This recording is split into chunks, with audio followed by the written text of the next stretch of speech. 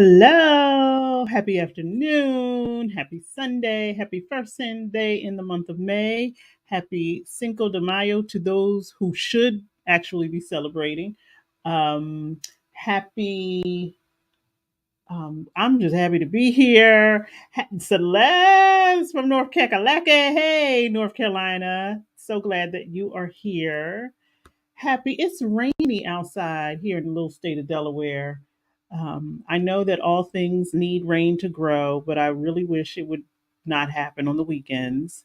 But here we are. Hello, I am Coach Yolanda, owner of Evolving Spirit Wellness, international spiritual life coach, certified birth doula, Reiki master, and creator of Mama Meditations, where we come every Sunday at 1:30 to meditate like your mama would, which is non-traditional and all over the place, but all together wonderful.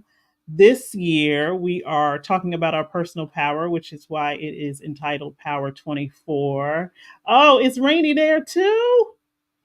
Listen, I know that we need it and we should expect it and even pray for it at times, but when it happens on the weekends, I'm like, I got things I'd like to do that I don't want to really do in the rain, but I am grateful nonetheless. It could always be worse. Hey, Miss Erica, how are you? Happy Sunday to you. There were some shenanigans going on. There are always shenanigans going on right before I'm supposed to come on. I couldn't hear anything. So I'm glad that the sound is working for you as well as for myself. I couldn't hear anything. And I was like, oh my gosh, I don't know what's going on, but I am grateful. Yep, it rained all day here too. And this happens to be the weekend that Beloved and I have off together. And I was like, it's raining, but we made the most of it. We did indoor activities. We went to a museum here in Delaware where there's a beautiful exhibit, curated space about Black artists, Black women in art. And it was beautiful time because the weather outside was not cooperative to do any outside activities. It was a perfect day to just walk through the museum. It wasn't crowded. Beloved had never been there before. This was, I can't even remember how many times I've been to that museum, but I always see something different. And a lot of the art that is in this particular museum is locally based. So it was just a great afternoon. And I'm sure today will be as well. But, can a sister get some sunshine on the weekends when her man is off? Is that too much to ask for?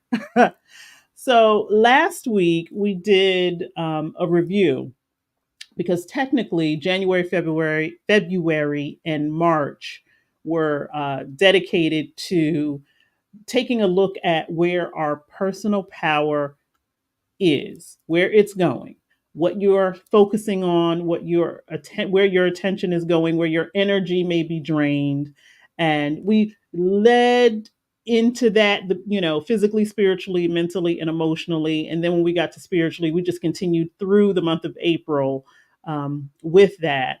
And so last week we did a review of, well, what did we discover? Because it makes no sense to do all of this self discovery and have this heightened level of self awareness where if you have been following along, you're writing down what you're discovering.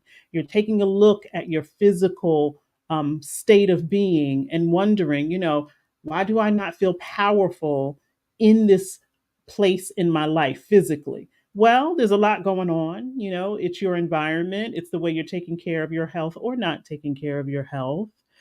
It's your actions, your behavior, all of those things. So we took a look at what was going on physically to see, well, where is my power going and where could it be going if I got clear about what is really true for me.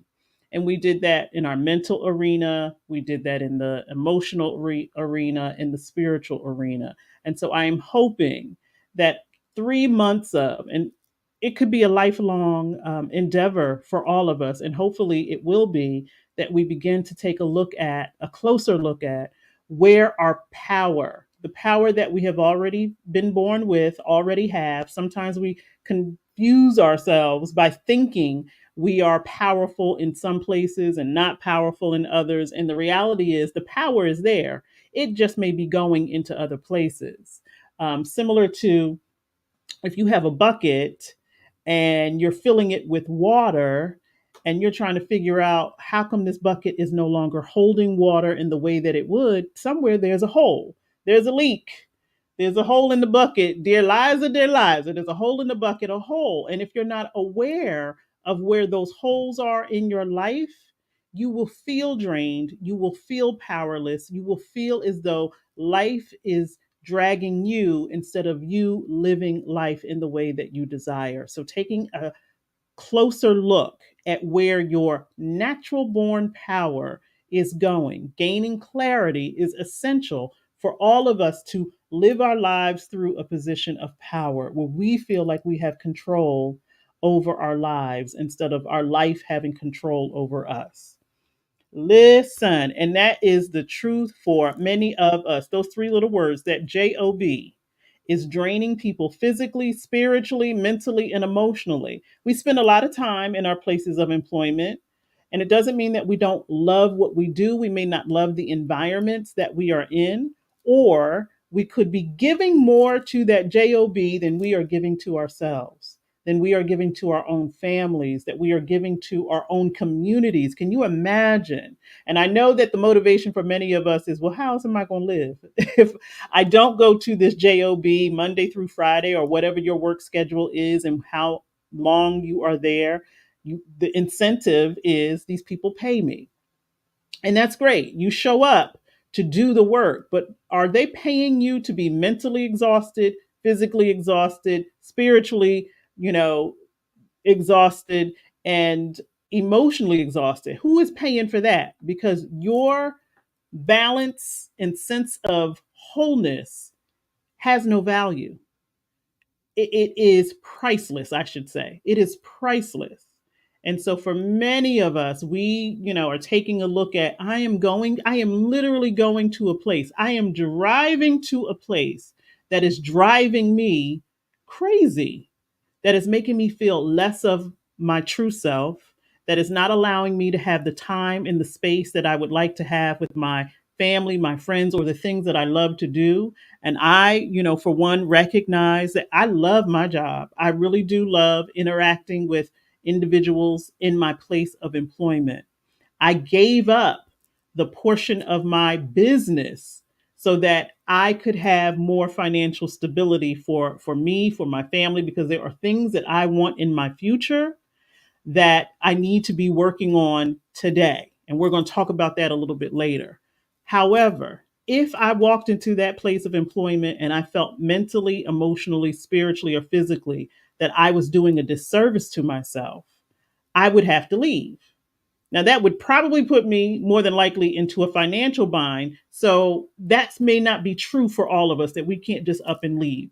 So, we have to do the work that says, if I have to remain in this place, if I have to remain in this situation, if I have to remain in this experience, how can I do so without depleting myself, draining myself, or losing myself in the process?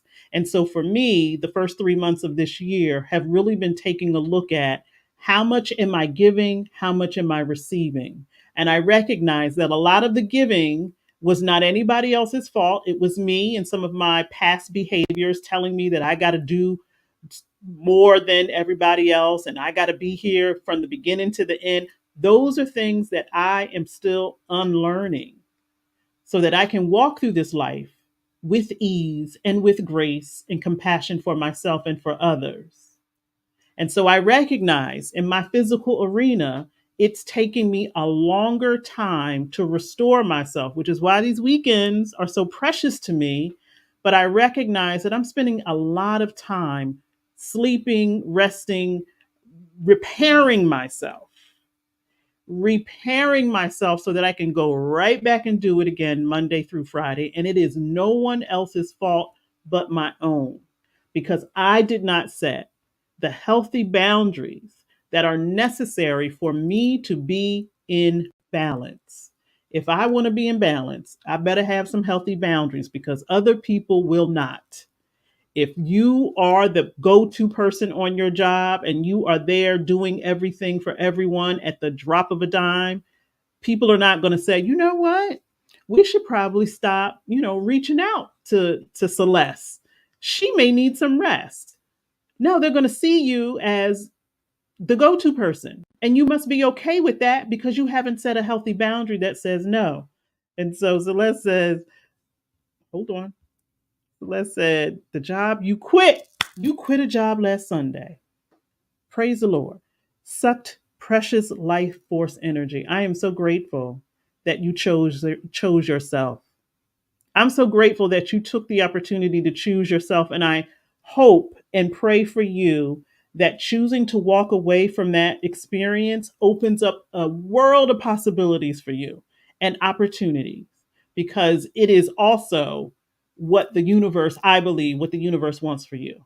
I don't believe that any universe doesn't want any single one of us to be stressed out, overwhelmed, and have our nervous systems all in a bunch and in a bind.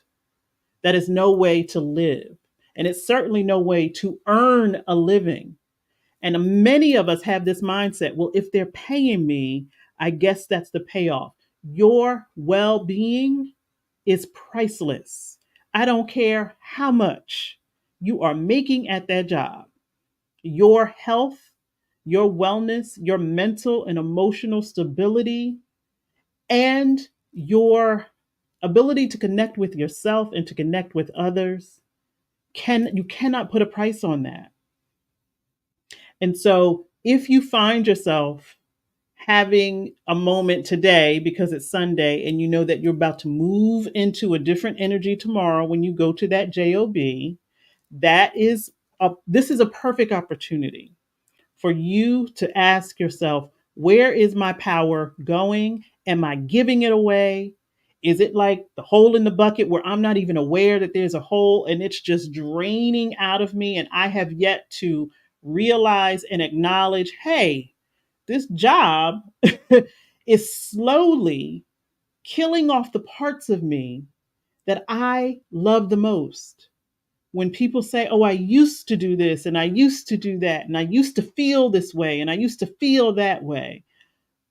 If you take an examination of why it's in the past tense, oftentimes it's a job or it's a relationship that has gotten in the way where you are no longer experiencing those things that you once loved, desired, and needed to do to live.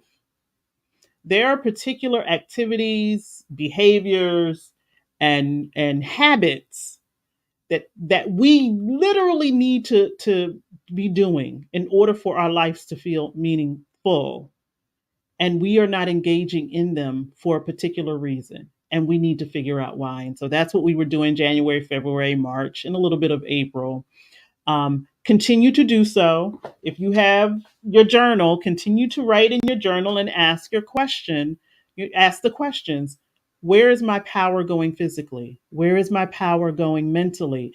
How, my mental space is spent doing what? Thinking about other people, thinking for other people. If you are in a caregiver situation, certainly you probably are thinking for more than yourself. You are thinking for your children, maybe for a significant other, maybe for your parents, maybe for siblings, maybe for your community, where you are thinking, I got to think for myself. And I also have to think for other people because they're looking up to me to be responsible for their well being. Many of us are in that position. I'm not telling anybody to abandon your responsibility so you can just discover yourself. I'm saying take some time. Take 5 minutes in the morning, take 5 minutes at night. If that's the only time you have, that will be time well spent. One of the other reasons we, feel so overwhelmed is we have a lot of time. We tell ourselves we don't have time, but if you take a look at where you are spending your physical time, the environment, are you doom scrolling on social media? Are you spending 2 to 3, 4 hours on TikTok, on Netflix, on Hulu? I know it's some good shows out right now. I was just catching up on Abbott Elementary. That's my show. I know, but if it's one thing to take 30 minutes to watch this, 30 minutes to watch that, it's another thing to take 4, 5, 6 hours watching something when you could be supporting yourself mentally, emotionally, spiritually, and physically. And I know many of us say, well, that's why I watch that stuff for 6 hours because it helps me mentally escape. There are other ways to escape mentally. That doesn't mean that you give your power and time to an app, that you giving your power, your time, your focus, your attention to an app, and then you're wondering why you don't feel fulfilled. Good afternoon, my love. How are you? I'm so glad you are here. You got an offer. Listen, when you open up the opportunity for things to come in by releasing the things that are no longer serving you, and we're going to talk about that in a minute. Listen, remember I was telling y'all maybe 2 weeks ago how I burned the dollar that I was holding on to. I had been holding on to this dollar for a whole year. I had it on my altar. I burned it. Do you know people just started giving me money out the blue? Out the blue, because it was me releasing the thought that money won't be coming in freely into my life. Why was I holding on to that $1? The minute I released that energy of there won't be anything else, a whole lot of something else started coming. I literally was sitting minding my business. Someone came up to me and said, "Oh, I like your shirt. Where'd you get it?" And I told them where I got it. How much did it cost? Because I'm thinking they, want to buy the shirt. They walked away, came back 5 minutes later, and gave me the exact amount for the shirt. They were like, "That's for you. I love that shirt so much. I want it to be a gift to you." And I'm like, what? And things like that have been happening more and more, where people, that $1 that I was afraid of losing has turned into, I'm not losing anything. So when you get to a point where you say, I'm going to let this thing go because I recognize and understand that so much more opportunity and possibility is going to come when I let go of this thing, it will happen. And I'm so grateful that you shared that, Celeste. You said you ain't even got the certification yet, and they already knocking on your door like, come here, please. Come here, please. So that is a great segue for those of you that were on last week. And at the end, we were saying our goodbyes. And I'm not even quite sure, because I haven't watched the replay. I'm not even quite sure how that energy got started. I believe it was our good sister who opened up her heart and shared how she was feeling about herself. And I believe that probably opened up the floodgates for a lot of us to be very honest about what it is that we are feeling, experiencing, and what we are needing. And so I offered to everyone in the space to come back today with at least 3 things that you need, how we can support one another in this space. And so before we get to that, I want to expand on that for a moment, because it was really a beautiful moment. It was really a beautiful moment. There were individuals in the chat who, and many of you have your own YouTube channels, and everyone may be, we might be building our channels up. And if you are familiar with the way that YouTube operates, if you are looking to monetize your YouTube channel, you have to meet particular benchmarks. You have to have a particular number of subscribers. You have to have a particular number of hours watched. They're not just giving out money to everyone. And so, for many of us who are looking for multiple streams of income, social media is a great way to do that. However, it's not just easy for everyone to do that. There are some individuals who seem to build their channels overnight. We don't even know how it happened. And then there are some individuals who are very methodical and plan out how they will progress. Either way, here we all are on this social media platform. And thank goodness that it was in existence when we needed it most, which was during the pandemic. It kept us connected to one another. And for many of us, it expands the places and spaces that we can go to find information, to find inspiration, to encourage one another, to learn more. If there's something I need to know, I'm going to go to YouTube, see if there's a video. I'm a visual learner. And so it's not enough for me to just get the book. and somebody try to give me a manual and show me how to do. I need to see someone doing it. Show me how to do it once and I'll know how to do it forever. You tell me how to do it once, you're going to have to keep telling me over and over and over because I'm going to keep asking questions. I'm supposed to put slot A with slot B and then do what? But if you show it to me, I got it.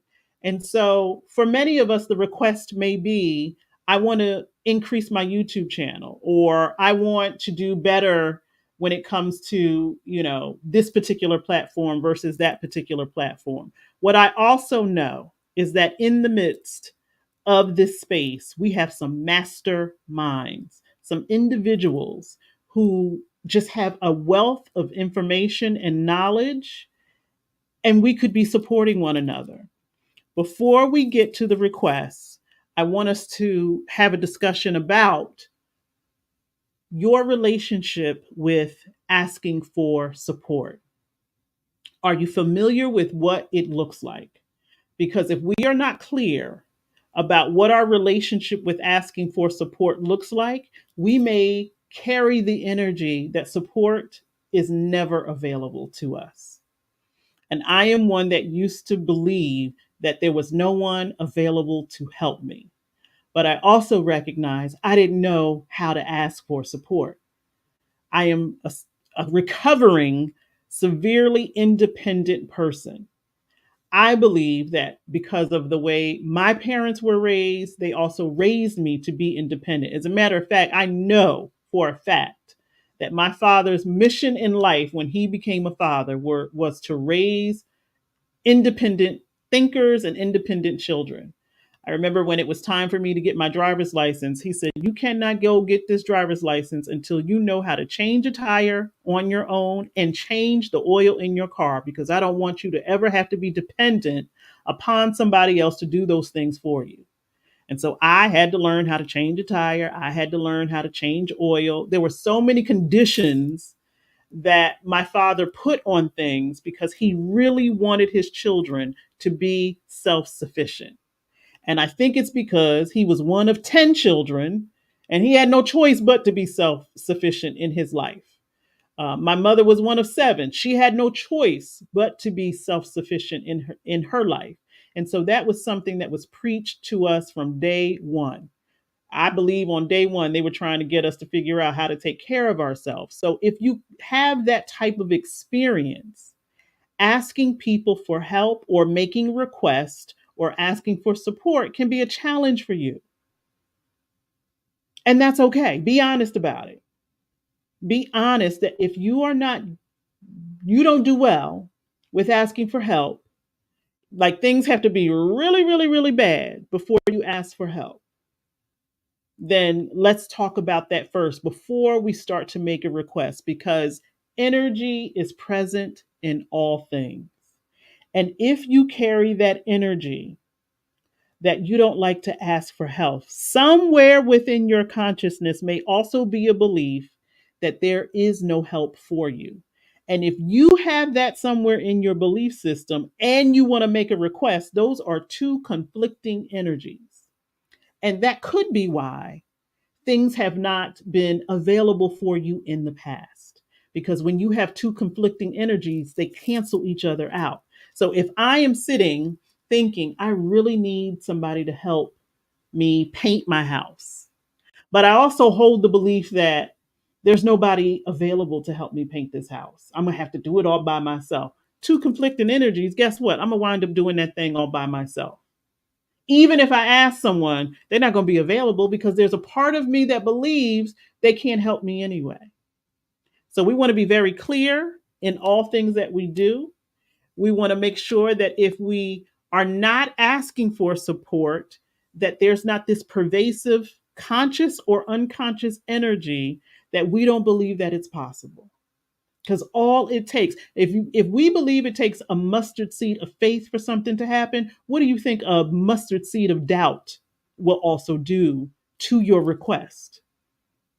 So let's be clear that before the requests are made, that the energy is clear, that we believe that the energy is possible to permit this thing to be a thing. Let's make sure that we are sure that if we ask for help, we're actually going to allow that help to happen. How many of us have the experience that we ask for help and then the help that comes does it in a way that we wouldn't do it? So then we're mad that we even asked anybody to help us. I know that that has been my experience where I'm in my head like I should have just did this myself because what are they doing? Why are they doing it that way? So we have to be willing if we're going to be asking for support, if we're going to be making requests, we have to be willing to let it be done in the way that other parties may need it to be done. We got to release and surrender the need to control it. And Erica, you brought up that point last week too, a couple of weeks ago about we just want to be in control. If you need support, but also want to be in control, does that not feel like conflicting energies? It's like, I want it done, but I want it done my way. Well, then that sounds like a business arrangement, and maybe it would be better served that you find someone that you can pay to do what you need to do in the way that you need to do it. But in this particular space, where we may be asking for things that are just like, oh, could you post this on your page? Or would you mind attending this? I don't know what the requests are. I also made sure that when we established this, we were not going to be afraid of how big the request might be or might seem. I have been looking for um, a video on YouTube that I saw during the pandemic. I am a fan of the Moth podcast. If anyone is familiar with that podcast, it literally is people telling stories of their lives. And in this particular story, there was a social worker from New York, and she ran group therapy sessions. And I cannot remember what the particular group that she ran, but she told this story of how the group was coming together once a week on a Saturday. There may have been 8 individuals in the group. Maybe they were there for grief. Maybe they were there for some addiction. I'm not quite sure. But at any rate, the group was coming together every Saturday for a couple of but no one was really saying anything. Maybe one or two people would speak, but she could tell that they really weren't invested in sharing in the group. And so it may have been a court appointed situation where the people needed to be there, had to be there, but she could tell as a therapist after like the third week that people were just coming because either it gave them somewhere to go or they had to be there. But what she discovered one Saturday, she opened it up with she had a request. She said, I really need help moving some furniture. I think that's what she said. Would anybody be open to doing that? And lo and behold, a couple of the people were like, "Oh, well, that's kind of what I do. I'm a mover, so yeah, I could help you." And then somebody else would say, "Oh, you're a mover? Oh, I have a truck. I have a truck. So you know how to move and pack things up. I have a truck that's available." And slowly but surely, everyone in the group started to offer their services. She had a light bulb moment where she was like, "All right, we're not going to talk about what we need to come here every Saturday to talk about. What we're going to do is shift. Every Saturday, we're going to come and we're going to talk about what it is that we need in our life to make our lives easier. Somewhere in this group, we're going to find that solution." And so that is what started to happen. The group started to come together, and somebody be like, "Oh, I need the door to my apartment sticks and my superintendent won't fix it." And somebody's like, "Oh, I'm a contractor, I know how to do that." And so every week they started to come, and now they're excited about coming to group because it's not about the issue, it's not about the thing that they were coming there for. It was, I have a need in my life, and if I can make that need, if I can meet that need, it might make my life easier so that I can deal with my mental issues, so I can deal with my emotional issues, so I can deal with my physical issues, so I can deal with all of the things that I know that I need to deal with on my own. If I could take care of the other things, the 20 million other things that I have to take care of to make my life easier, then maybe I won't be so depressed. Maybe I won't have so much anxiety, because I know for many of us, when we have so much on our plate, you don't know where to start eating first. It's like, do I tackle this thing over here, or do I tackle that? It's like I got 20 fires to put out, and I ain't got enough water. Which fire is the most important one to put out? It can be challenging to figure all of that out when there's so much going on. So it is another reason why we need to be very, very clear about the things that we can do for ourselves and the things where we may need support and assistance. So do y'all remember all of that conversation towards the end last week? We were all talking about, that was brave of our sister to come to this forum where she may not know anyone personally, may have never met them in, face to face, but she was willing to say, I am feeling a particular way and I felt this way a long time. And hopefully that opening up, that level of intimacy and vulnerability was enough for her to also feel like there is the possibility that I no longer have to feel that way. And so, what I'm hoping with us coming with our three requests, that we recognize and realize that when we open our mouths, speak our truth, not feel a particular way about it, because that is also a challenge for many of us. If we feel like we need support, we suddenly call ourselves helpless. You can't figure this out. None of us was born to be an island. We are all here to support one another. Just because you make the support doesn't mean that there's going to be someone in this space that can meet that need, but you cannot get the support if you are not willing to speak it, if you are not clear about it, if your energy around it is not clear. Because if there is any part of you is like, well, okay, I'm going to ask for this, but ain't nobody going to be able to help me, you've just created two conflicting energies. So you might as well not have even asked in the first place.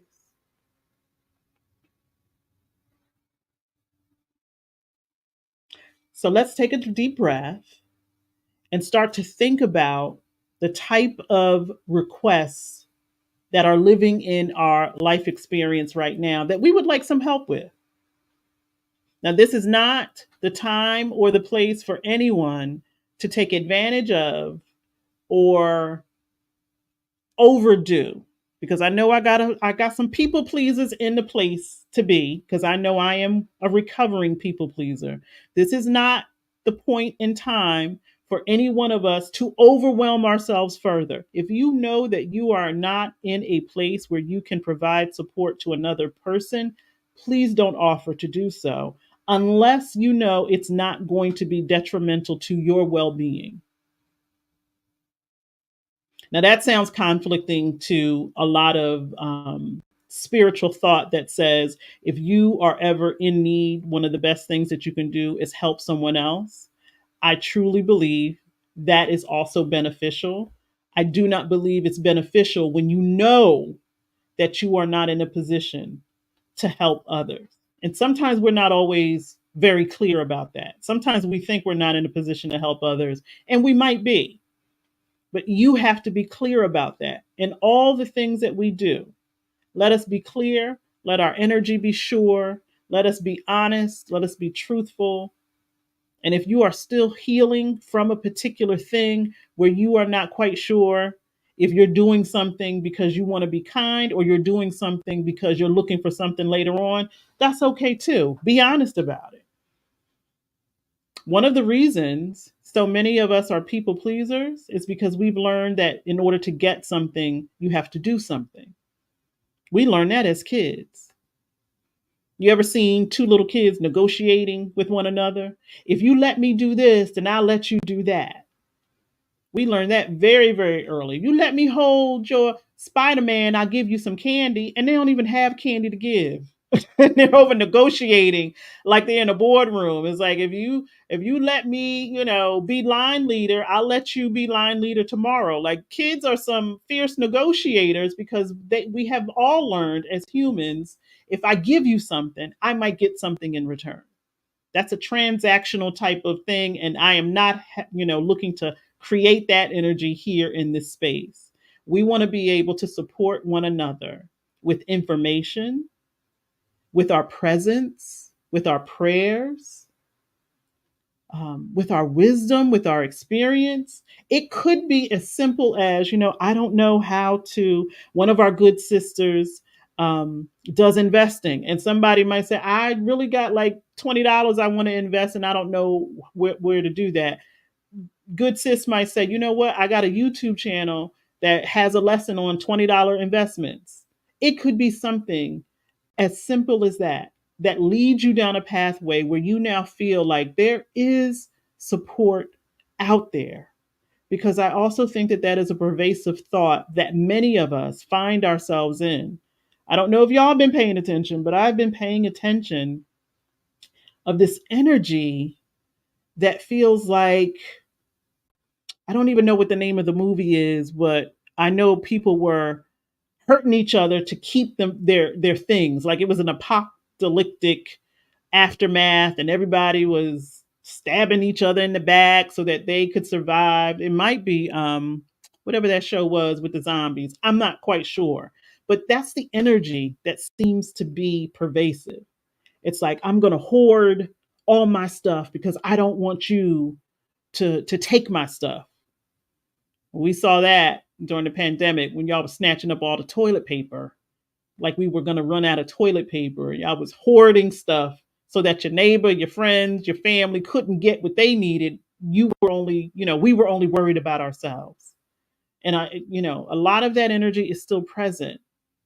And the reality is, none of us is going to get through this life on our own. No matter how many times we tell ourselves, I'm self-made, I'm independent, I've been doing this on my own for so long. It's not realistic. I recognized just yesterday how my hyper independence is still getting in the way of me building my relationship with my beloved. Like this man wants to do things, and because I'm so used to doing things for myself, I get confused sometimes. Like, what are you doing? It's opening the door, girl. Like, get it together. Yes, that selfish energy that says I got it. That survival energy that says I got to take care of me because nobody else is going to be looking out for me. If that is a pervasive thought, and you also recognize that you need help, those are two conflicting energies. And nothing's going to happen with that. So we have to be very, very honest and very, very clear about creating space in our lives for people to support us. And when we are doing everything in our power for that not to happen, sometimes we are our own worst enemy. Sometimes the overwhelm that we feel and experience on our job is self-inflicted because we feel like if I ask somebody for help on my job, they're going to think I don't know how to do my job, and then they're going to have somebody else come in and do my job. Can you imagine, and I know that I can, living with the thought that you're going to be fired every single moment? I know that that's creating an ulcer in someone's stomach where you are going into a workplace doing your job, but you also are holding a belief that these jokers could fire me at any minute for anything. And a lot of people are going to get up tomorrow morning, put on their finest, get in their beautiful car, and drive to a place where they may love what they do, but the toxic energy in the environment that they do it in is impacting their mental and emotional and spiritual and physical well-being, because you feel like you always got to look over your shoulder. You feel like you have to be very careful with your words. You don't know who's a friend, who's a foe. You don't know who what the kids say, the ops are. You don't know who's going to take what you've said out of context. You feel like you got to save every email just in case Bob come back acting crazy like you didn't tell him 20 million times not to do something. He did it anyway. Like all of this strategic mind game playing is going on. Do you know how much energy and power that takes? Oh my gosh, it literally is like Game of Thrones at work. And I didn't even watch that show. But just hearing people talk about it let me know that it was every clan for themselves, and people were willing to do some dirty, dirty stuff just to get ahead. They would kill their sibling, their pet, it didn't matter. As long as I got power, that's what I'm willing to do. And that abuse of power is not real power. Real power is being clear in thought, clear in action, and clear in your emotions. That's real power. The real kind of power that we're talking about is the power where you don't see enemies, you don't see fans, you just see individuals who are trying to live their lives just as you are. You're not here to judge them. You are very clear about the boundaries you have set in your life. You don't have this anxious energy that you're carrying around all of the time because you're worried about someone doing something to you, or maybe they've already done something to you, so you got to watch the oh my gosh, if I got to play all those mental head games, I'm staying home.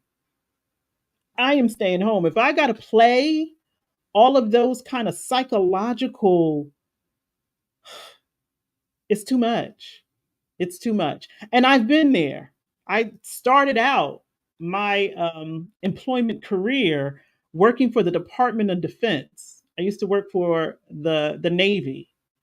Whew, let me tell you, those people cutthroat because in those particular circles, it's all about rank. Who has a higher rank and how can I get to a higher rank? And if you in the way of me getting to a higher rank, I'll cut you at your knees every single time. Listen, how that part while making other people rich. You down here playing Game of Thrones with your coworkers, and the CEOs are counting money and laughing. And part of the reason why those games are being played to begin with, because of the way that the structure is. I see it. I don't participate in it. I know I have in the past, but at this big age that I'm at, I don't have time for those kind of games. I really don't. And I don't want my power and my energy being utilized in that way where I have got to think strategically instead of thinking spiritually, like I'm well no matter where I'm at. I'm good. And that is why, before we start to make requests with one another, we need to be very clear that it does not make you weak to ask for support, that there isn't someone going to come along and use it against you later. Because if you feel that way, then the energy in which you make the request, that residue is going to be on that. And that may, in fact, happen because you've placed that energy in the equation. So if I'm going to ask my dear friend for help, but in the back of my mind, I'm like, she gonna use this later. She gonna throw this in my face. She gonna bring it up.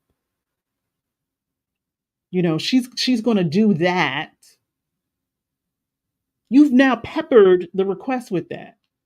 And maybe even the energy in which you ask for the support, it can be felt. Have you ever had or ever experienced someone ask you for something and you know they didn't want to ask you? And now both of y'all uncomfortable. Sometimes they may even say to you, I hate to ask you this. You're the last person I would ask. It's like, you're going to start a request with telling me I'm the last person that you would want to ask for something. If you've ever felt that energy in an interaction where somebody comes to you, maybe they can't even look you in the eye. It's like, okay, what is the nature of our relationship where a request is coming in that energy? It could be a very good friend, and they're coming to you like, I really hate to ask you this. And it's like, but it's me. I love you, you love me. Let's take that out of it. Now, I know that we have all been taught to be humble and gracious and to say, I don't really want to bother you. And that happens to me on a daily basis where one of my coworkers will be like, "I'm sorry to bother you," and I'm like, "Well, you're really not, because here you are." And I will say, "It's not a bother.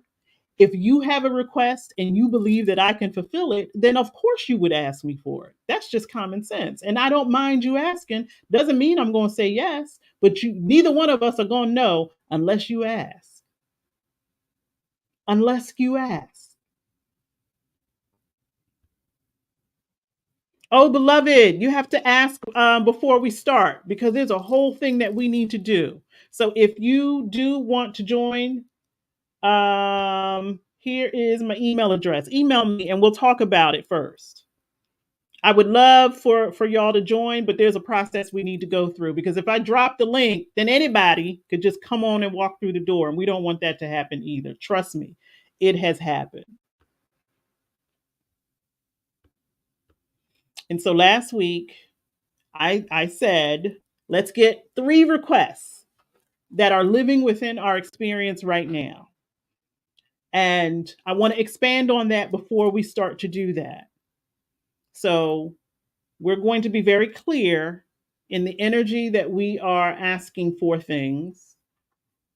And this is part of power preparation. We're going to get there too, but I wanted to kind of um, support what we talked about at the very end of the last stream.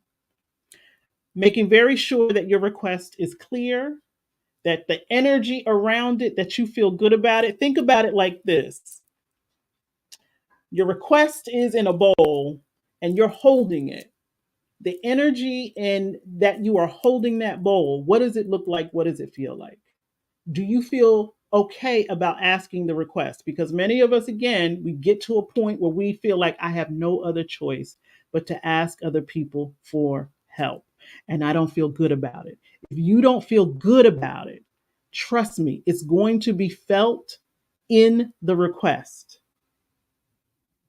And you don't know what that may create for the people that you are now engaging in this request. Because I know when people ask me for things, I don't want them to feel bad about it. I don't want them to be like, "You're the last person," or "I never would ask you." I want you to feel like Yolanda loves me. I love her. Let me ask her if she can support me. And I'm clear that if she says no, it's not because she hates me. It's not because she thinks I'm, weak. It's because she just can't do it. Or if I ask her and she's unable to do it, I'm sure that she will support me in finding the support, because I love to be a bridge. I may not be the one that can help you, but I might know some people. I might know where to go to get some help. But again, we won't know any of that if we are not clear and sure about what our request is. And so this might also be helpful for you. I wrote mine down. I'm always writing what I need down, because I need to see it. Because sometimes if it stays up here, it starts to look foolish. I start to, obsess over it. If I write it down so that I can see it, I feel better about it. And so these are just 2 of mine. Like, I need a car. Oh, before we get to that, one of the other things about the request, are y'all familiar with the story about the ant and the grasshopper?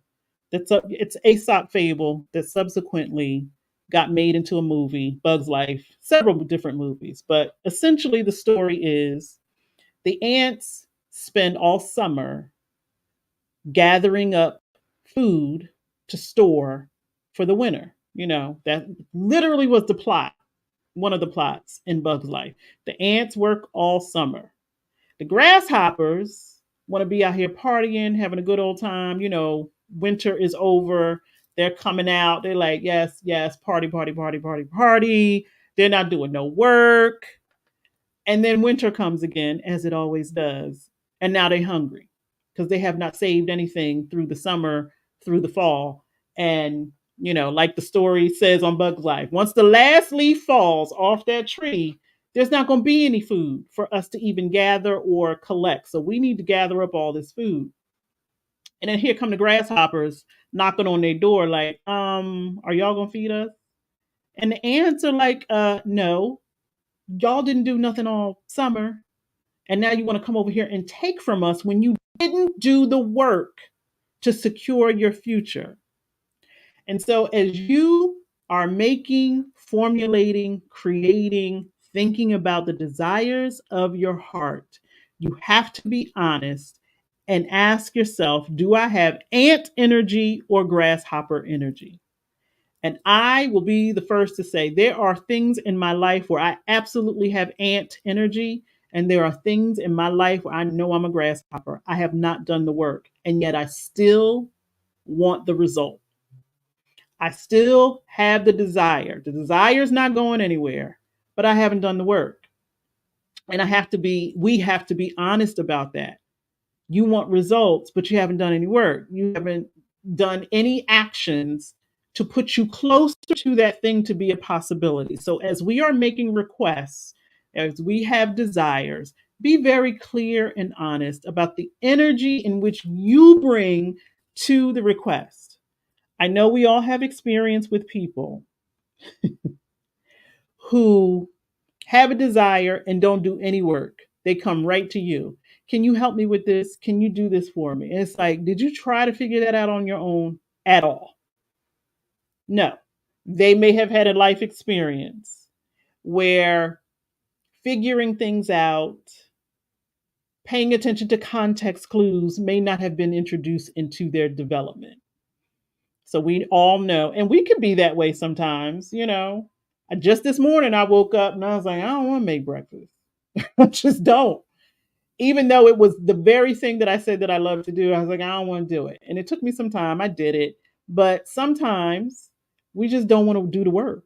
We just don't. But we still have the desire and be honest about it. So I'm writing my desires down. So one of my desires is I know I need a car. I have been without a car for quite some time. I sold my car because I got tired of it.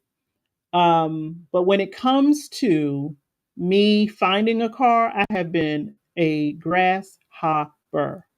I haven't really gone to look. I have gone to one place to look for a car, and I wasn't even really serious about it. I haven't done any work. The type of work that one would do when one needs a vehicle. I haven't done any of it. I just, other than just keep saying it, I need a car, I need a car, I need a car, I need a car, I need a car, I need a car. A car is just going to magically fall out of the sky. It could, but the reality is I have had grasshopper energy around, so I haven't prepared for it.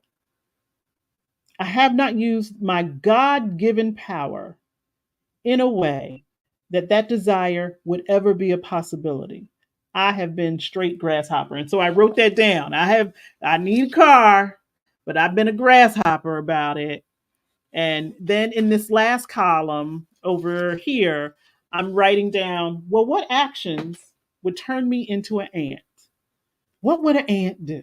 How would an ant prepare for the thing that the ant says it needs? Because if you remember the movie, if you remember the story, the ants were like, we all work together. We all work together. We gather up this food. We don't stop.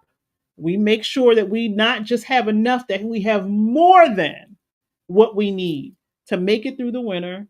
And if you've ever seen ants on a mission, they got their stuff and they go and you put something in front of them, they'll go around it. They are not going to stop. And so, how can I employ that ant energy into the desire? I also put down under actions ancestors.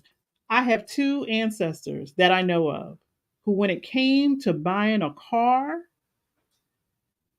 could do it like no other. I have yet to sit in front of that altar and say, listen, guide me, show me, support me through this desire of my heart.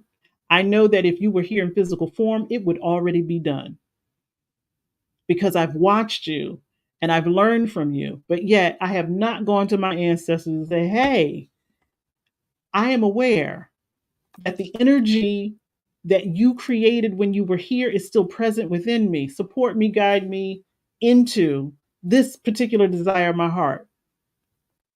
So, as we are being sure, as we are being clear about making requests, about make sure that you're preparing yourself to do so. The other thing that I wrote down is I need a new cell phone provider. I've never been happy with them. And there's a whole lot of grasshopper energy on that too. I haven't done any comparison shopping. I don't even know. There's a whole new host of internet providers out there. I'm so used to having the one that I've been with for so many years that I haven't even checked to see what's available. Grasshopper. I'm out here being a grasshopper. I'm not being accountable for the thing that I say that I want and the thing that I say that I need. I'm not being accountable. Now, those two things are not just things that I could do on my own, but before I make the request, before I ask other people to come on in and support me like I'm supporting that thing on my own, I better be very clear that I'm using grasshopper energy, that I haven't done and exhausted all things in my power to do so. And so before we come into the space, and maybe next week we will be a little bit more clear about what it is that we desire and how we can support one another, make sure that the request has a balanced energy to it where you are clear about what it is, you believe that it is possible, that it will be provided, that it will manifest, and that you don't have that grasshopper energy surrounding that request. Have you done the work? Because that might also be beneficial to the request. So I love it when people come to me and say, hey, I tried to do this thing on my laptop, and these are the things that I tried to do. That saves both of us a whole lot of time. So now I don't have to replicate what you've already done. If you come to me, and oftentimes many people do on my job, and say, hey, I tried to log into my account. I use this password. I cleared the cache on my laptop. I did all of these things. To me, that's energy. You did what you were capable of doing, and you recognize that someone else with other capabilities were necessary and needed. I'm going to help you every time. But if you're the type of person that comes to me and be like, can you log me in? And I asked you, well, did you try to do it yourself? Well, I'm just going to mess it up. So I don't want to try. I don't like that kind of energy. I don't like that kind of energy at all. Where you have already told yourself you're not going to be successful. And now you want me to join in on that energy? I don't know if I want to be a part of that party. If anything, I feel like my job would be to get you to a point where you believe in yourself enough that you complete it on your own and you recognize that you don't need my help or you don't need somebody else to do it for you. Hopefully, if we, are close enough and I recognize what your abilities are and you come to me and be like, I just can't do it, I will say to you, that's not true. You can. Let's see what you've done. And if you tell me that you've done some things, okay, well, all right. But if you say, I haven't tried it at all, because I know I'm going to mess it up. And I hope that all this is helpful as we prepare to take all of that information that we have been gathering from January, February, March, and April about where our power is going. And now we are preparing ourselves to step into our power, but we need to be clear, we need to be sure, we need to understand that asking for support is part of being a powerful person. And many of us were trained, programmed, or learned that asking for help, asking for support, allowing other people to support you is a sign of weakness. And I really hope that we get to a place where we feel so comfortable in our own skin that we recognize that we were not created to do life solo, that we are here for one another and with one another, and that I have some wisdom and you have some wisdom and insight. And if we collectively come together to support one another with that wisdom, with that insight, with that intelligence, with the behavior that is of a supportive nature, we could get so further along. One of the things that I loved about Abbott Elementary And I'm not going to spoil it for those who do watch that show and may not have watched this last episode, but it really was a testament about working together, about being different, seeing things differently, and allowing that to happen in a space, in a context where we are all going to need one another. Because I'm telling you right now, the energy that I see present is that we need each other more than ever. I think the pandemic created an energy where we recognized that we had no choice but to be separated. And many of us are still in that, well, I survived the pandemic by myself, so I don't have anybody to count on. I don't have anybody to lean on, which is interesting since through a lot of the social media apps, it really is about support, support, support. People have to watch your video, people have to buy your products, people have to be engaged in your content in order for it to be profitable for you. And so I don't know how we can, again, have those conflicting thoughts and energies where we think I can do this all by myself, but I need other people to support me. Those are two conflicting energies, two conflicting consciousness. And as we learned last week, power is really about perspective and consciousness. How do you see things? If you see yourself as an island and you don't want anybody around you, how are you supposed to move forward in life?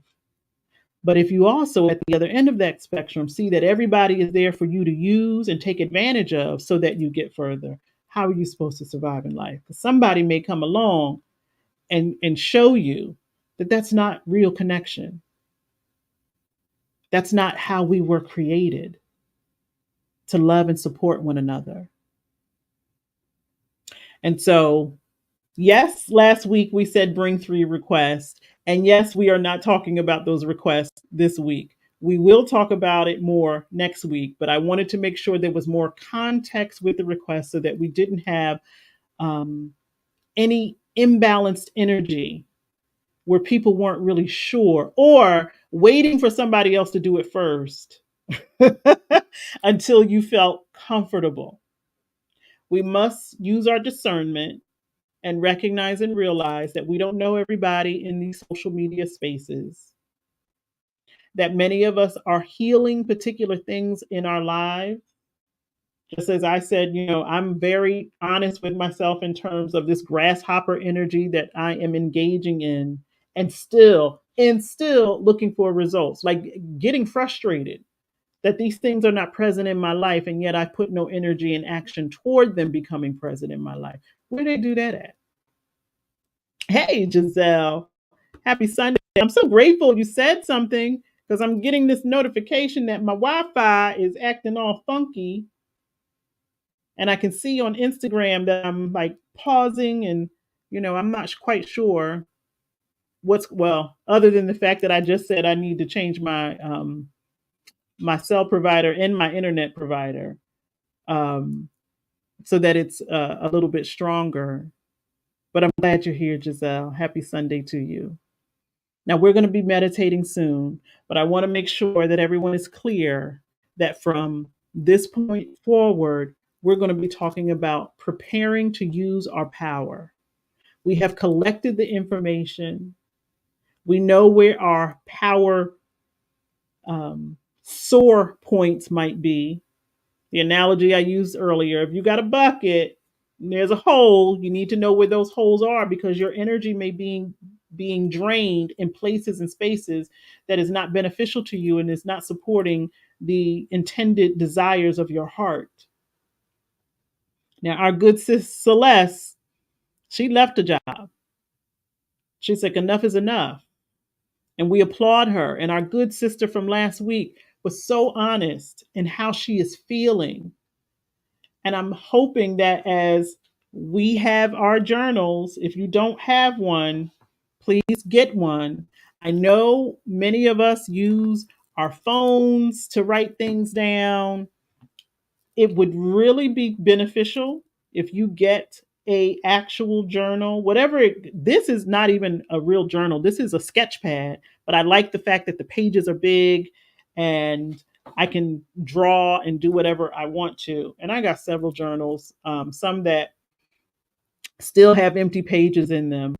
But when you sit down and give yourself time, investing in yourself to write down your thoughts, your feelings, and your behaviors, write down what you're doing, write down what's going on with you physically, write down what's going on spiritually, mentally, emotionally. Where are you spending a lot of your time, your focus? What are you committed to? What are your choices looking like? These are the type of questions you can ask yourself on a daily basis, a weekly basis, but I hope that you are asking yourself and you're doing it with a perspective of honesty, not to hurt, not to shame, not to guilt yourself, but to say, you know what? I have not been supporting myself physically in the way that I know that I can or the way that I should. Hey, Instagram, I didn't forget about you. Let me go over here real quick and say hey to Instagram. Oh my goodness. Hey, honey. Hey, Instagram. Um, really start to take a microscopic level examination. But again, it's not to shame yourself, it's to tell the truth. Like the story of the ant and the grasshopper, tell the truth. If you know you've been out here working, working, working, and things are not happening in the way that you would like for them to happen, tell the truth about that. It's like, I've done the work and I have an expectation that is not being met. What's going on? It's perfectly okay to ask God questions. I know I was raised that you don't question God. If I'm a question anybody, any energy, if there is an energy present that I am going to ask questions, surely it would be the energy that is in all things, that is all knowing, that is everlasting. I'm not going to ask Google everything. Google has limitations where God has none. So ask questions in your journal. You'd be surprised of how the answers may come. Tell the truth about how you're feeling. Get very, very vulnerable in that space. It's yours. And if you have a fear that, oh my goodness, what if somebody reads them? Then figure out a way to secure it and ask yourself, why are you around people that would steal your journal? And maybe that's another reason why you should have the journal. Write down, why am I with someone that I'm afraid would steal my journal, read it, and use it against me? Why do I have people like that in my life to begin with? Hey, hey, beautiful, back at you. Yes, question all the time. How else are you supposed to get answers if you don't ask questions? And that's part of the preparation. When you are prepared to do anything, don't you have questions? If I was going to cook a meal that I've never cooked before, I would have a lot of questions. What temperature does my oven need to be at? What kind of pan do I would have a lot of questions. What are the ingredients? Sometimes there are things that I have cooked over and over again. I still have questions. Am I doing this right? Or is there another way that I could be doing this that would make my life easy? Part of you preparing to utilize your power is being powerful enough to ask questions and not just taking things as they are. Question everything.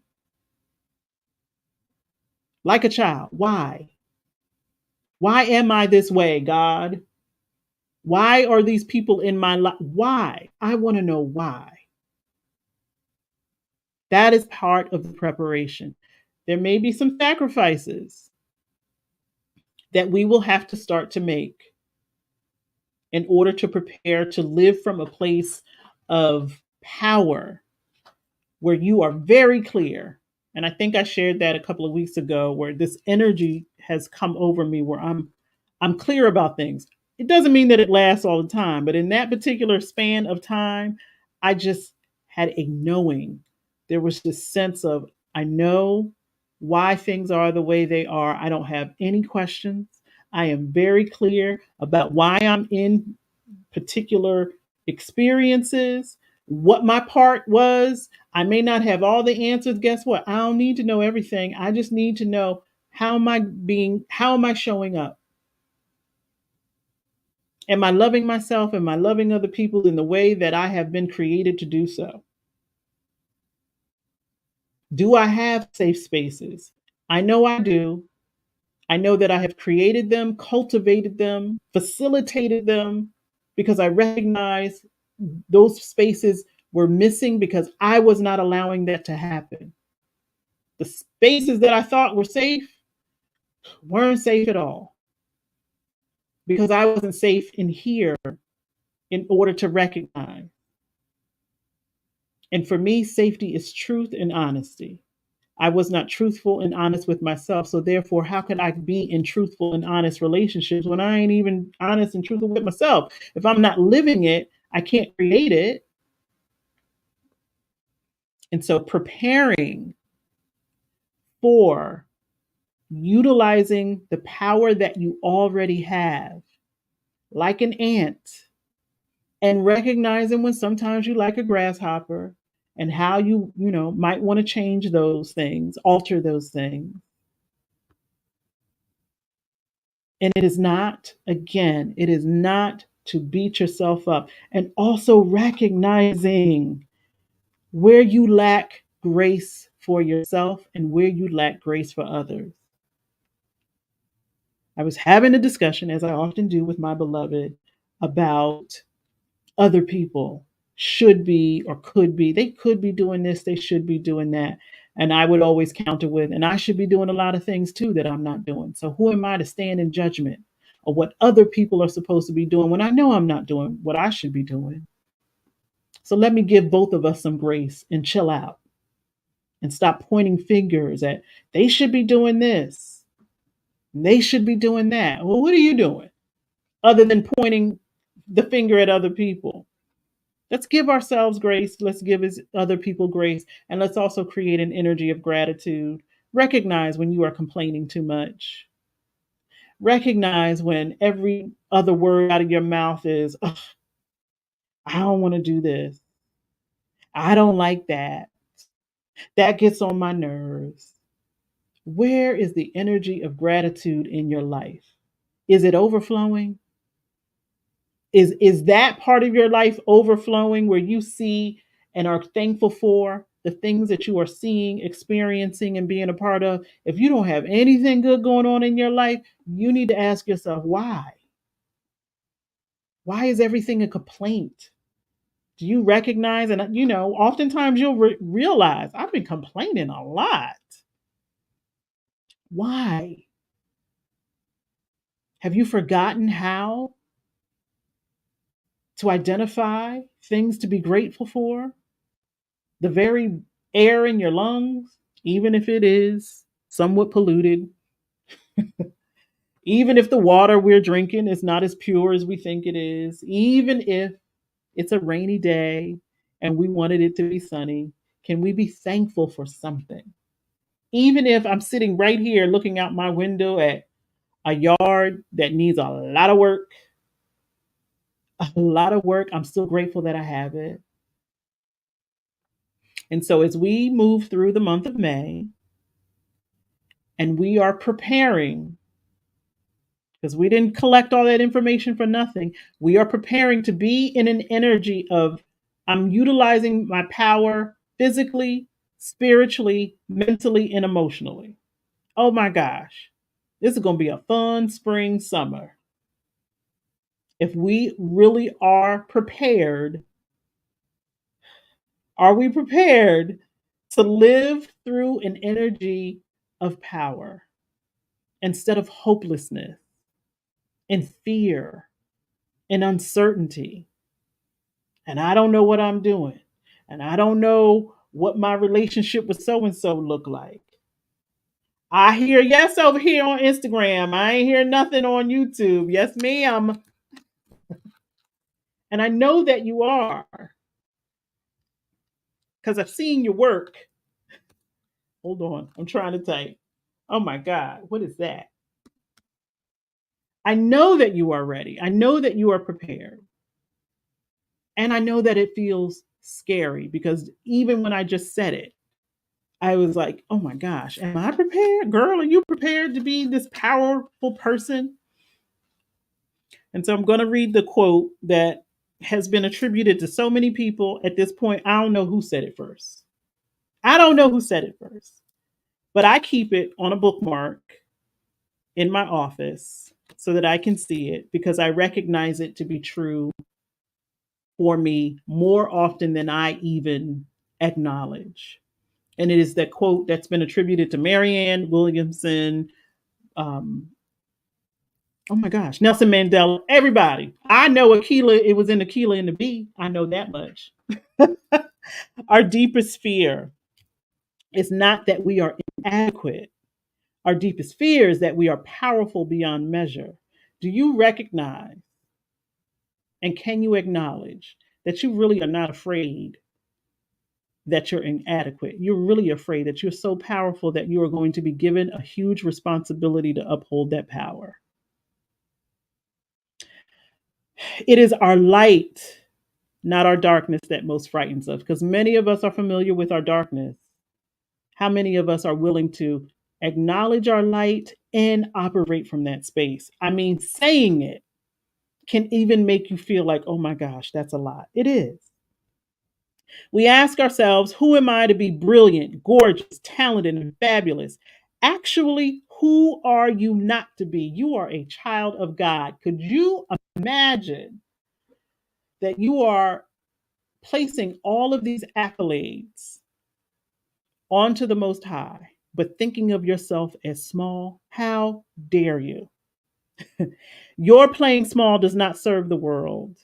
There's nothing enlightening about shrinking so that other people won't feel insecure around you. You were born to make manifest the glory of God that is within us. It is not just in some of us, it is in everyone. How many of us think it's them, it's not me, and I wish I had what that person had? What makes you think you don't? You know that you do. And somewhere in your thinking, in your programming, in your development, you were taught how to silence that. And as we let our light shine, we unconsciously give other people permission to do the same. If you don't recognize and realize that every time you are your most authentic self, someone else is watching you and is thinking, wow, maybe I could do that too. And it doesn't mean that they're going to do it in the way that you do it, doesn't mean that they're going to say or become who you are. But if you see it enough, if you operate from that place enough, you have no idea, and you may never even be told how you have inspired someone. Doesn't necessarily have to be your children, your siblings, or people who know you. There are always people watching you. And I don't mean that in the scary sense. I mean that in the sense that we are all in this world together and we can't help but watch one another. We can't help but watch one another. As we are liberated from our fear, our presence automatically liberates others. And for me, that is what true power is about. It's not the power to wield control over other people. It is the power to liberate yourself and others. I say this all the time. I love that word liberate. Think about that when you are trying to decide, should I ask for help? How do you know that your very requests that you have perfectly aligned with clarity and surety, how do you know that your request isn't going to liberate someone else? How do you don't know? You don't know, and you won't know if you don't ask, if you don't become part of the collective consciousness that says, I need you, you need me, we need one another. And if I ask you for something, it might allow something within you to grow in such a beautiful way that you discover something about yourself.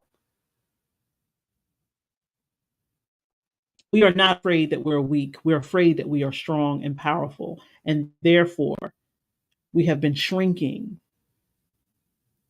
We have not been interacting with each other like powerful people. If I see the God in you, you better see the God in me. and let us both recognize what we can do together.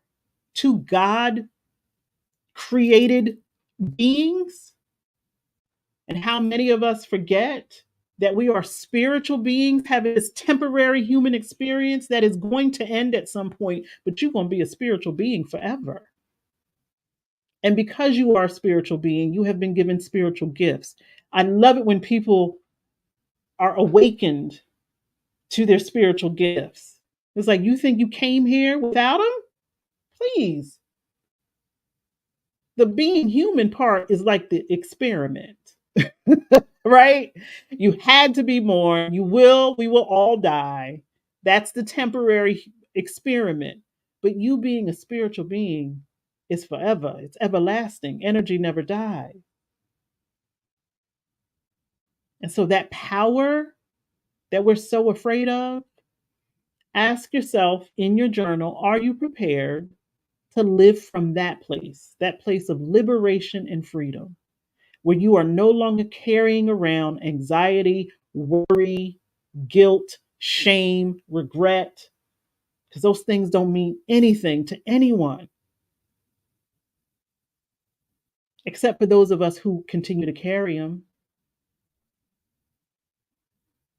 It's interesting when I see videos of people who are like, show me all your traumas. You know, we really have to stop kind of glamorizing traumatic experiences. It's like, it's almost like a game. It's like, let me show you my trauma and then I'll one up you with my, oh, you think that's bad, let me show you this. It's like, we really need to stop glamorizing our trauma and recognize there is so much more about who we are than our collective traumas. And I do not mean to diminish anyone's experience with trauma. I was thinking of my own this morning.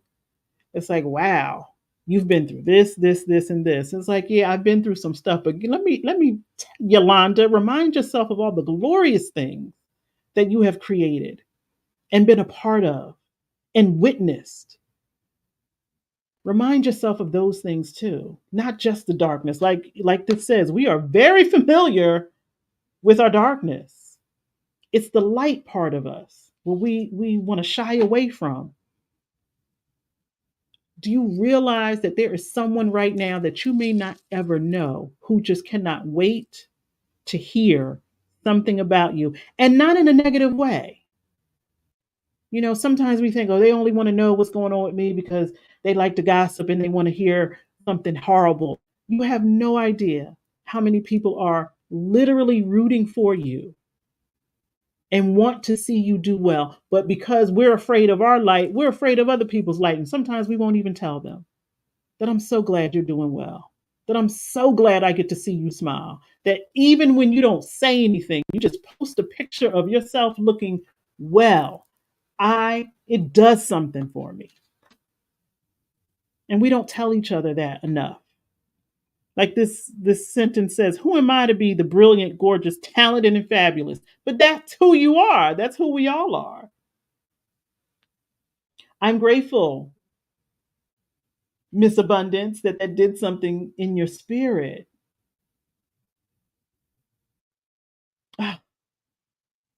I hope and trust that as we move through this week, we haven't even meditated yet. We want to get there. That as we move through this week, we continuously tell ourselves, let me see the light in myself so that I can express it, so that I can live through it. Let me not be afraid of how fantastic I am. And let me not deny somebody else the right to be fantastic. There was a video of a young man having the time of his life all by himself at a concert. And there were people in the comments like, he needs to sit down. I didn't come here to see that. You didn't come to see somebody have a good time? Then what are you out for? Stay home. You don't like seeing people have a good time, or you want to complain about people enjoying themselves, stay home and be miserable. I don't understand. I do understand it. It's exactly what it says in that phrase. We are afraid of our own light, and so we don't always like to see it in other people. When people are having a good time and they are in the midst of joy, and we have no idea what it took for them to get to that place. That is the thing that I am reminded of. I have no idea what that young man had to go through to get to that place where he was fully expressing himself in a crowd of strangers. We have no idea what muck and mire he had to drag himself through to get to that place, only for somebody to come along and tell him he's doing too much. Please be miserable by yourself. Stop impacting other people's expression of joy. I don't understand it.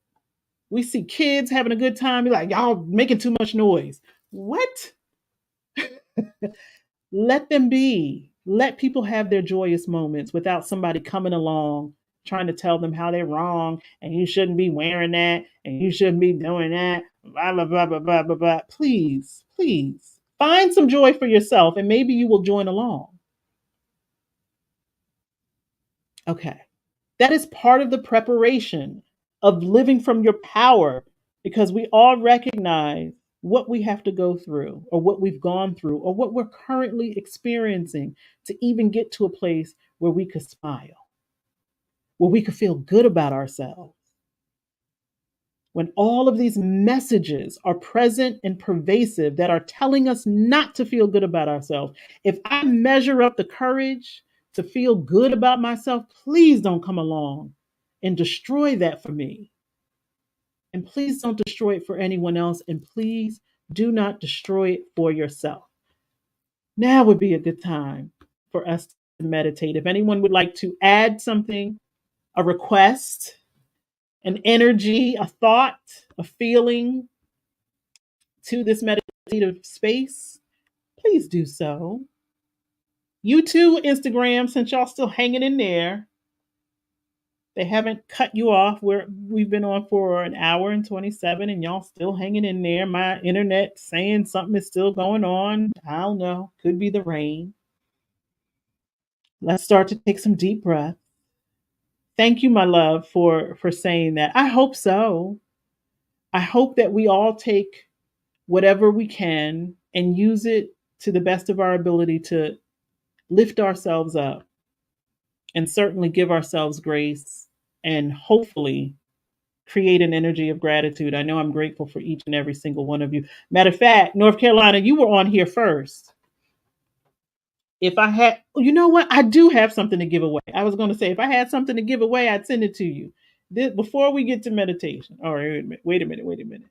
Miss Celeste, this is my email address. Can you send me your contact information? I have something I'm going to send you because you was the first one here giving good energy. And I appreciate that and I thank you for that. So if you would send me, please, your email address, I do have something that I want to put in the mail and send to you. I'm not going to show up to your house.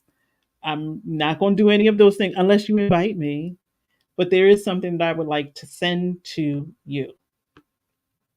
Okay.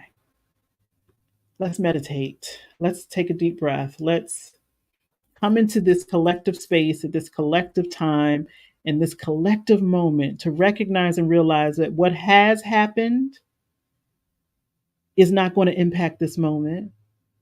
What has not happened yet can't even come close to what we are creating right now. So let's stay in this present moment. Let's take some deep breaths. Let's center ourselves. And if there is a particular thing that you would like to add to the meditation, I don't really have a subject matter other than being prepared and what that may mean for all of us, because I believe it means different things. For some of us, it does mean sacrifice. For some of us, it means I'm giving up some things. For others, it may mean I got to take some things in. I got to start doing things differently in order to prepare to operate from my rightful place of being, which is brilliance, which is talent, which is wise. And if there are parts of me that are uncomfortable with my own light, with my own power, then I trust that the universe will show those parts, expose them, no matter how raw they may be or what it may look like. I need to see where I'm dimming my light. I need to see what my off switch looks like. I need to see where I am resistant to being the rightful child of God that I am. I need to see that. I want to know, is it me? Is it the people I have around me? What is it, the way that I'm seeing, hearing, speaking about myself or others? What is it that leaves me unprepared for the manifestation of blessings that are surely waiting for me? I'm not waiting on them. Let's change our perception of I'm working, working, working, and nothing is coming my way. It's already created. Is there something that's holding me back from grasping and holding and supporting what has already been created for me? Am I out here being a grasshopper when I think I'm being an ant? Am I really out here thinking I'm working because I'm doing what somebody else told me to do, or I'm doing what I think I'm supposed to do? Or, and here was a big one for me this week, I'm doing what I saw previous generations do. So I think that's the way I'm supposed to operate. When I have to recognize I am under new energy, new consciousness, new opportunity, new resources. And so what may have worked well for them may not work for me. So I have to create something new. And I got to be open to it. And I got to be willing to do things differently. That really came to me in a moment where I wasn't expecting it to come to me. And let me recognize and realize that I've been great this whole time. Even when I was at my lowest or feeling that I was at my lowest, I was still greater than sliced bread. I didn't know it. I wasn't aware of it. I didn't acknowledge it. And I certainly was not in a place to accept it. But here I am in clear thought with a stable mind, or on my way to having clear thought, stable mind, balanced energy,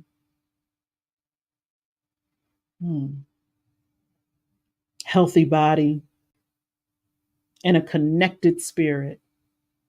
And I am so ready and willing to open my hands, open my arms, open my heart, open my mind to the great possibilities that have been created for me. I am willing to see all things as an opportunity for growth because I continue to grow and evolve in this temporary human experience. I am here as a spiritual being, learning how to be human on a temporary basis so that I can gather up all that wisdom and create an even more enlightened consciousness. And sometimes I get this being human thing right, and sometimes there is more for me to learn. But both times, I am still magnificent, I am still brilliant, and I am still a light, even as I'm learning, even as I'm growing, even as I'm being faced with challenges that seem to exceed my capabilities.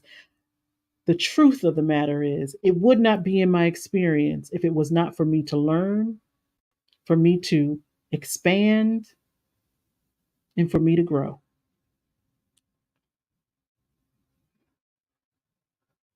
And I want to grow.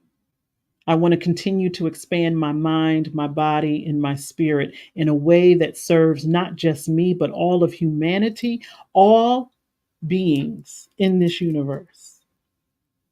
I no longer want to participate in this separation that seems to comfort some. It confuses me because I know I wasn't created to be separate.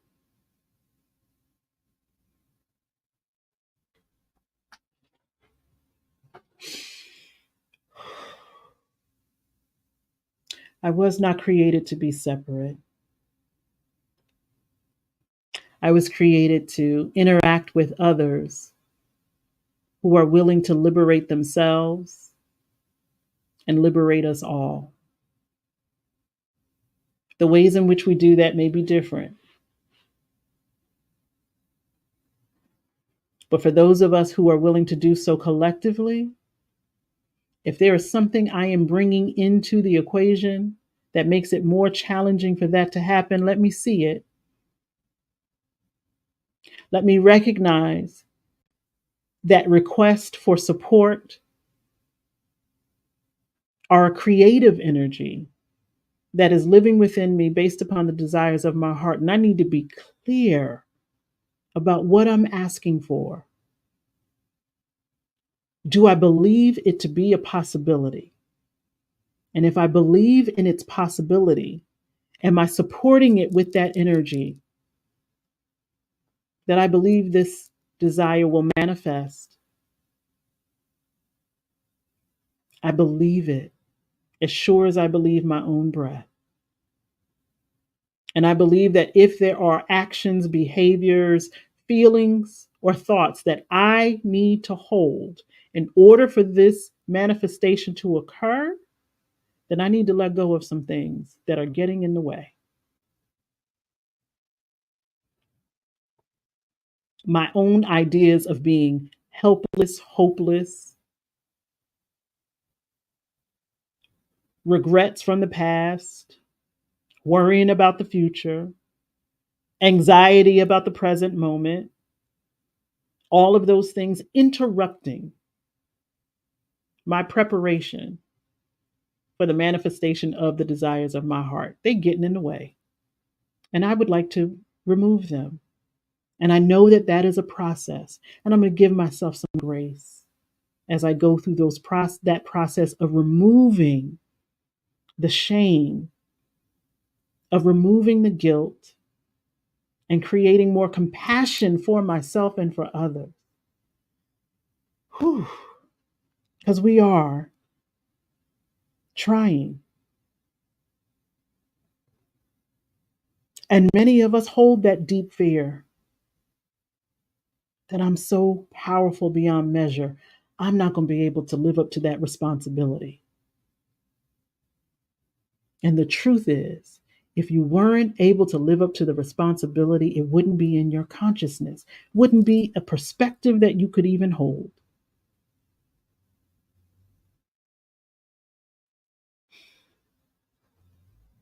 I'm grateful for the things that I've had to let go. I'm grateful for the part that they played in my life. And when the end came, I'm grateful that it was present in a way that I can see it now that I may not have seen it at that time, that thing needed to end.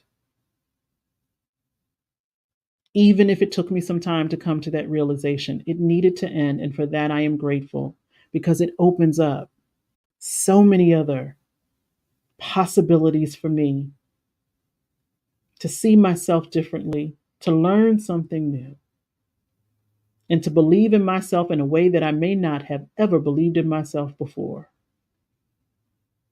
I'm so grateful for that I get an opportunity to trust myself over and over and over again.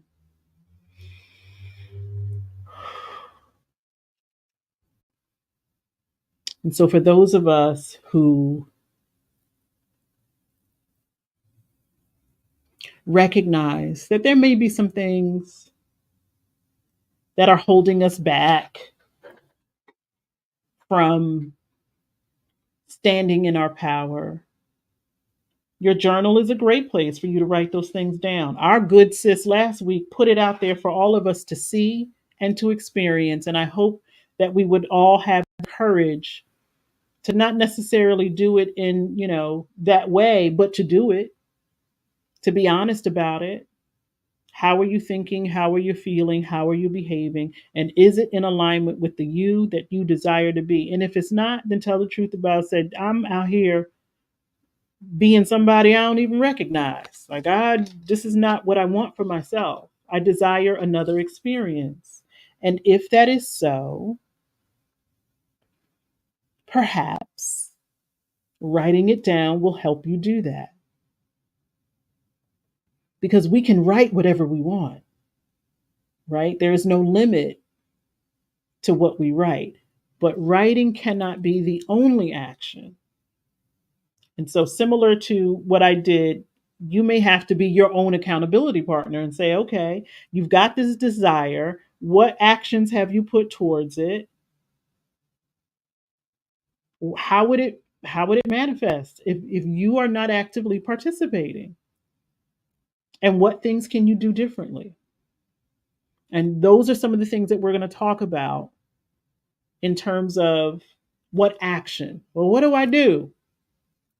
It's like we were watching, my family, we were watching Finding Nemo. And at the end of the movie, when the fish finally get out the tank and they're in the bags and they're like, okay, what now? Like they were working, working, working, working. They got out that tank. They were in the bags. They got out the window. They got into the ocean. Now what? So we may find ourselves in a similar situation. I have been writing these things down, Coach Yolanda, and I know where my power is going. Now what? That's what we're going to talk about in the month of May. And if you haven't figured out by now, one of the things that I suggest that you have and that you do, and we'll talk more about that next week, is journal. Give yourself 5 minutes in the morning, 5 minutes before you go to bed. If you have to put a reminder on your phone, then do so. If you can give other people 50, 55 minutes a day, surely you can give yourself 5 where you can write down whatever it is. Some people like guided prompts. Some people like to just have a free flowing, spur of consciousness going, just whatever feels right for you. If you feel like you need guided prompts, there is a wealth of resources. One of the resources that I bought last year, or maybe the year before, that I really have not used are the morning pages. As a matter of fact, I'm looking at them right now. It's from, I cannot see her name, but it's from The Artist's Way. There's a book, a workbook. It is a journaling process. I'm not telling you to go buy the book. I bought all three of the books. I have done nothing.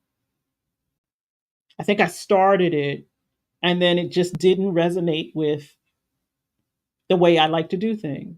So now it's more free flowing. As a matter of fact, I keep a notebook at work and in my purse. When things come to me, I write them down. So collectively, I'm probably writing more than 5 minutes a day, more than 10 minutes a day. I'm writing like things come down and boom, boom, boom, boom, boom. I got to write it down. Come out of the shower, boo, boo, boo, boo. I got to, which is why I have so many journals and notebooks and sticky pads, because if it comes to me, I want to be able to document it so that I can go back and see it. And even today, these are some of the things that I was writing at work, and I collected all of them. And many of those things are things that we talked about today. Like during the meditation, when I talked about recognizing that I don't have to do things the way that past generations did them. I'm, doing my Saturday cleaning, and I go to there was a spot on my couch, and I went to clean it, and I recognized I was scrubbing it like crazy, and I'm like, why are you? And I stopped myself. I'm like, why are you doing that? In this day and age, the cleaning agent that I'm using, as soon as I put it on the stain, it comes up. There's no need to, and even the directions say dab. But because, I'm so used to scrubbing things like this from the time I was a little child, I think that's the way that I'm supposed to do all things. And I had to tell myself, and it was a bigger message in there. It's like, no, you have to adopt a new way of doing things because you are in a new day, in a new way with new resources. It is great to have traditions and things that you've done in the past, but recognize when you don't, there is another way. We can expand and evolve, which is essentially what we're supposed to be doing, right? Is evolving. So recognize when some of the habits that you are currently engaged in are outdated, that they do not serve you.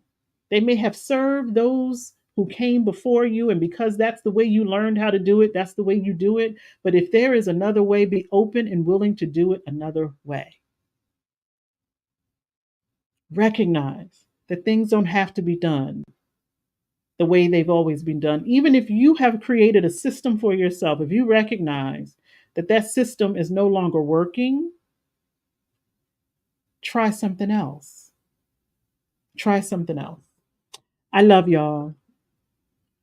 I am going to enjoy the rest of my Sunday, and I trust and hope that you do the same. I hope that you recognize and remember that life is a preparation all the time, where you are preparing for something at all times. If there is anything that, oh, I didn't mean to, there we go. There is anything that I can do to support you, and for those that ask to be added into this stream, send me an email first, because there is a process that we should go through. And I will not put the link in a live recording, because live stream, because you have no idea who might show up. Not everyone's intentions are pure. And it's my responsibility to protect y'all as much as possible in these internet streets if I can. Um, but be mindful that not everyone comes with the same intention. So if there's something that you would like to discuss or join me, and we are going to have somebody joining us very soon, maybe next Sunday, emailing me would be the best way to do that, so we can have a discussion first, so that I can see what your intentions are, and so that you can see what mine are, and if they are aligned, and if they need to be brought forth in a healthy way in front of everyone. I love y'all. Thank you so much. Celeste, don't forget to email me your contact information if you would be so gracious, so that I can send you something. I love each and every single one of y'all. Thank you so much for tuning in. Same time next week. Now, next week is Mother's Day. I recognize, is it? I still got April up on the calendar, y'all. It is. Next week is Mother's Day. I recognize that that day is not the same for everyone. And so if you have a sensitivity to that particular day, let me know that as well, so that I don't, cause any harm or triggering to anyone. I know for me, I don't know what it's going to be like. Some years I'm good, some years I'm not. I take it all in stride. But if there is a particular amount of support that you would need, let me know about that next week. If anyone is prepared to offer a request, then feel free to do so. If you still need some time, then take the time. I'm going to make a request next week. So if we need somebody to jump in first, I'll do that. That does not bother me in the least. Again, I love you guys. Thank you so much for all of your support. For those of you who continue to share, and for those of you who are going back and watching old episodes from last year, the inner child healing, and letting me know how you enjoy that, I so treasure you. Thank you so much. Enjoy the rest of your Sunday and the rest of the week. See y'all next Sunday.